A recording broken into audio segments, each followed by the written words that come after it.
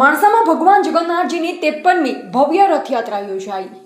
અષાઢી બીજના દિવસે માણસા શહેરમાં ભગવાન જગન્નાથજીની 53મી ભવ્ય રથયાત્રા યોજાઈ હતી।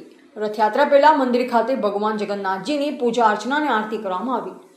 ત્યારબાદ શાસ્ત્રોક્ત વિધિ સાથે ભગવાન જગન્નાથજી બહેન સુભદ્રા અને ભાઈ બલભદ્ર સાથે રથમાં બિરાજમાન થયા। ત્યારબાદ ભગવાનના રથ ખેંચી રથયાત્રાનો પ્રારંભ કરવામાં આવ્યો।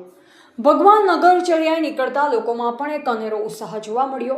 લોકોએ ભગવાનના દર્શન કરી ધન્યતા અનુભવી તો અખાડાતાઓ દ્વારા અવનવા કરતબ રજૂ કરવામાં આવ્યા। માણસા શહેરમાં અલગ અલગ વિસ્તારમાંથી રથયાત્રા પસાર થઈ, જ્યાં ઠેર ઠેર ભગવાન પર પુષ્પવર્ષાથી સ્વાગત કરાયું। ઠેર ઠેર સેવા કેન્દ્ર પણ રાખવામાં આવ્યા હતા।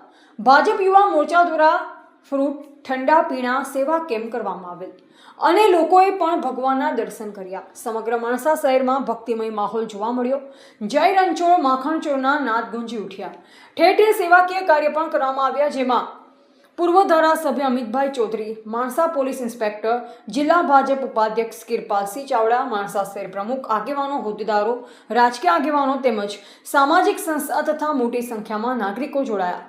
રથયાત્રાને લઈ ચુસ્ત પોલીસ બંદોબસ્ત પણ ગોઠવવામાં આવ્યો। દર વર્ષે માણસા શહેરમાં હર્ષોલ્લાસ સાથે ભગવાન જગન્નાથજીની રથયાત્રા નીકળે છે।